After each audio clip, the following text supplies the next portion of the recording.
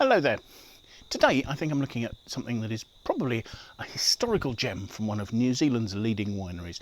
So this is a bottle of Felton Road's Block 3 Pinot Noir, but this is from the 1999 vintage. And this is probably the third, I think, vintage that was bottled at Block 3. And Block 3 is a plot in the Elms Vineyard in Felton Road's Bannockburn vineyards, the vineyards surrounding the winery. In fact, I think 1999 was the first year they produced Block 5, its sister block. The reason I'm drinking some 1999 New Zealand wine is that this year Wine Searcher is celebrating 25 years since its foundation, and having spoken to the good people at Felton Road, they very kindly allowed us to access some of their museum stock for a birthday party that we held earlier today. So I'm just tasting what was left in the bottle of this, and I thought it's fantastic to be able to share that with you. So it's incredibly kind of them to let us try this wine, which I should imagine is almost impossible to come across in the market.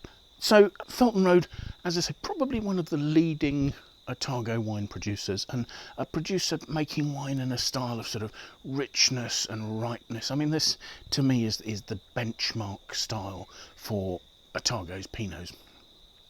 There's something in the style that is almost sort of Vin Romani-esque in terms of its smooth texture, its richness, its lovely dark fruit.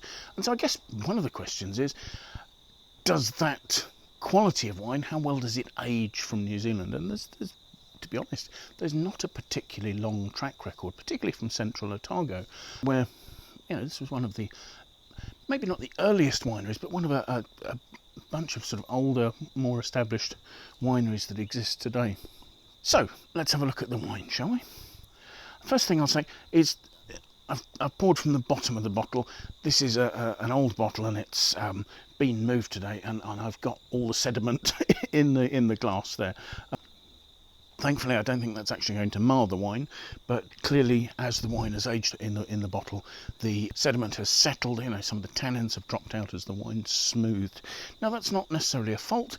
I might ideally have decanted that off, though, that sediment, but in honesty, there wasn't a huge amount of sediment in it. So let's have a look at the wine, shall we? I mean, first thing to say, other than the cloudiness, is there's actually quite a good dark ruby colour, almost sort of black ruby.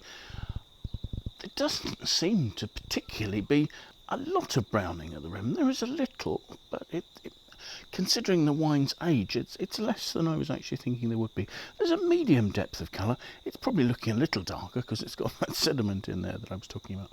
So the aromas, let's have a look at those, shall we?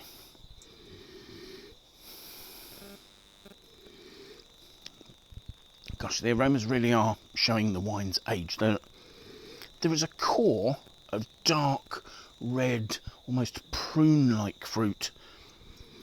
You know, perhaps the concentrated black cherry that might have been there in its earlier days has moved on.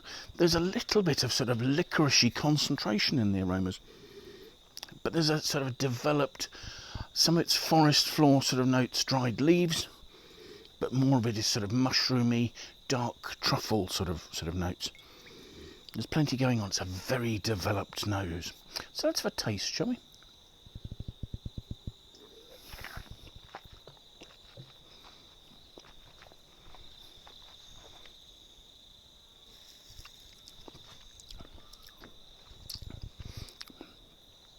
I'll say straight away, that's delicious. Just the smoothness, the beautiful silky fruit that's there. Absolutely gorgeous. There's a very fine texture, and I'm not talking about the sediment that's in there.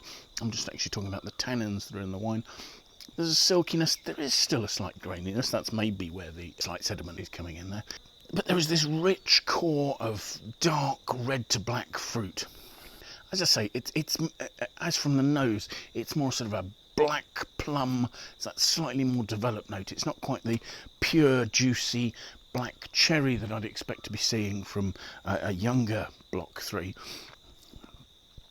And yet there is I think the black fruit has developed into a sort of a slight sweet licorice core there, because there's a lovely juiciness to the wine. I mean, the acidity doesn't seem particularly sharp, but there's a real freshness and a round, lively note to the I'd say almost sort of purple fruit. There are notes of sort of boysenberry, mulberry, sort of so red to black fruit there.